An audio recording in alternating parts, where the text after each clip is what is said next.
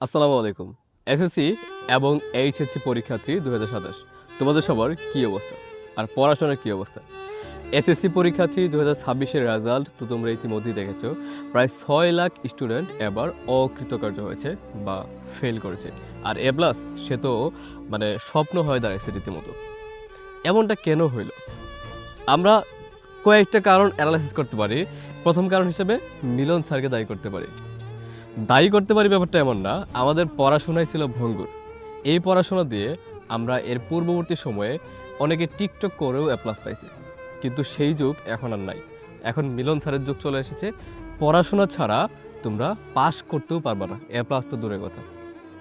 তো এই যে 2026 সালের এসএসসি রেজাল্ট, এটা তোমাদের জন্য এক প্রকার আশীর্বাদ বলতে পারো।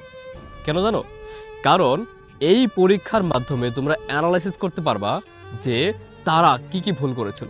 আর সবচেয়ে বড় কথা হচ্ছে কি জানো, তারা কিন্তু শর্ট সিলেবাসে পরীক্ষা দিছে, কিন্তু তোমাদের পরীক্ষা দিতে হবে ফুল সিলেবাসে। তাই তাদের থেকে তোমাদের প্যারাটা একটু বেশি নিতে হবে। আর এখনও যদি তুমি ভাবতে থাকো যে পড়বো, সামনে পড়বো, 2-1 মাস আগে পড়াশোনা কূপ দিয়ে একদম ফাটায় ফেলবো, তাহলে আমি বলবো তোমরা এখনো ভুল করছো। এই সময় যদি পরীক্ষা দিয়ে শর্ট সিলেবাসেই 6 লাখ স্টুডেন্ট ফেল করে, তোমাদের ফুল সিলেবাসে যদি তোমরা এখনও সিরিয়াস না হও, তাহলে সামনে পরিণতিতে কি হবে সেটা বোঝাই যাচ্ছে। সো এই প্রস্তুতি দিয়ে বা অগোছালো প্রস্তুতি দিয়ে কিন্তু সামনে তোমরা এই পরীক্ষাটা মোকাবেলা করতে পারবে না। প্রস্তুতি হতে হবে গোছালো।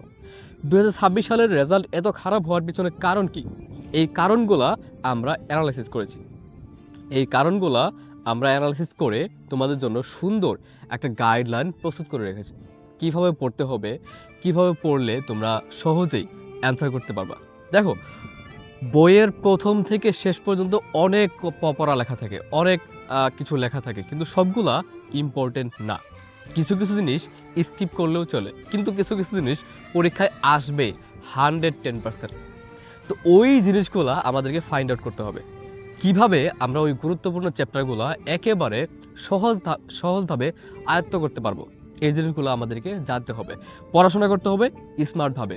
শেষ সময়ে এসে যদি তোমাদের পুরো বই বা পুরো সিলেবাস গ্যাপ থাকে, তাহলে কিন্তু এই 4 মাসে তোমরা 2 বছরের গ্যাপ পূরণ করতে পারবে না। এখন তোমাদের করণীয় কি?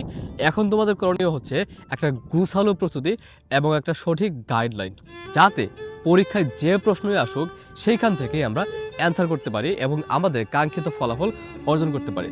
তো এই সম্পর্কে আমাদের 99 মিনিটস স্কুলের একটা পূর্ণাঙ্গ সিলেবাস কমপ্লিট কোর্সের আয়োজন করা হয়েছে, যেটা সম্পূর্ণ ফ্রিতে।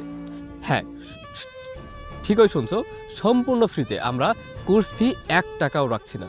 তবে আমরা সিরিয়াস স্টুডেন্টদের নিয়ে কাজ করতে চাই, আমরা সিরিয়াস স্টুডেন্টকে পড়াতে চাই।